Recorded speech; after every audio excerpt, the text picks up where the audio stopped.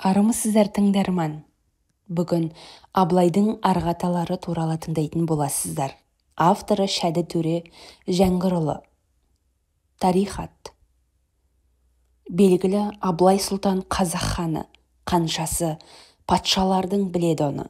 Бұл уақытта көпшілікке мәлім емес жазылған Абылайдың тарихтары. Ойладым, соның үшін көңіліме алып, тарихын кітап етсем мен шығарып. Әр кісі сонда бәлкім білер еді ақырдың уақыты қаша бақи қалып. Әм өзім хан әулеті болған үшін айтпаққа көңілім кетті қылғансын.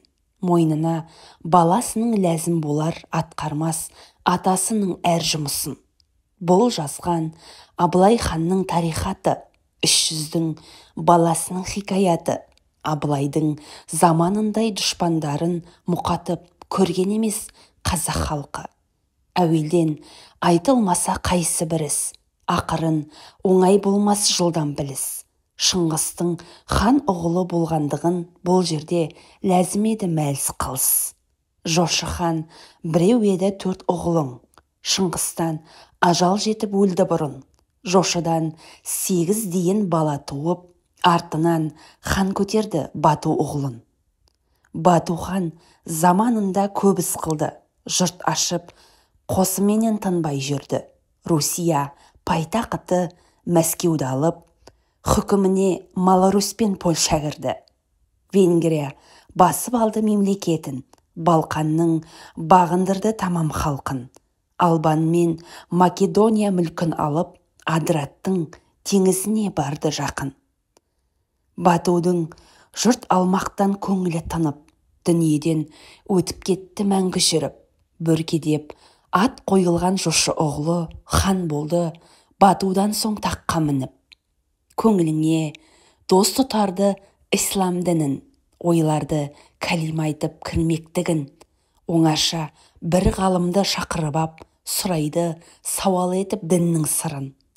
Ол ғалым шариғаттың бұйырғанын қалдырмай тәртібімен айтты бәрін. Ілгергі күпірліктің бәрі етіп, хақ нұры орын алды көңілінде оның. Кәлима таухид айтып дінге кіріп, қайтарды ол ғалымды сыйлық беріп. Ат қойған Тоқай Темір інісіне мұсылман болғандығын айтты келіп. Тоқайдың көңілі кетіп тұрды дінге, қосылды ағасымен болып бірге.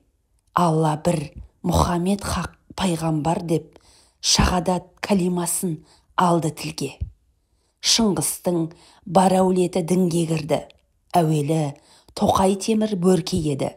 Былайғы ел діннің жолын ашқан үшін Бөркеге Барақа деп есім берді.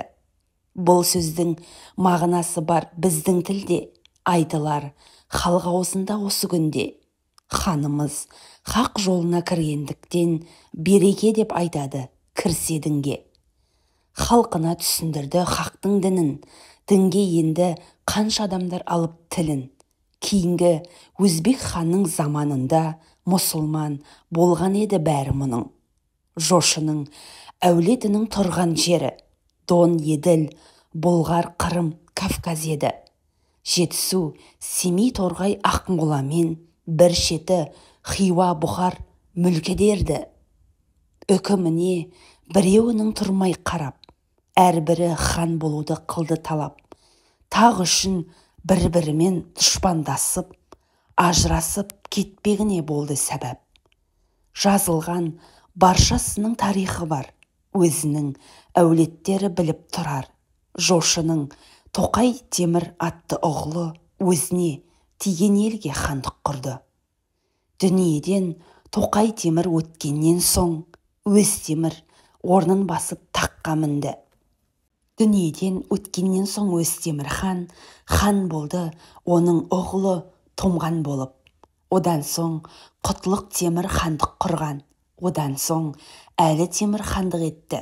Одан соң Темір Құтлық таққа өтті.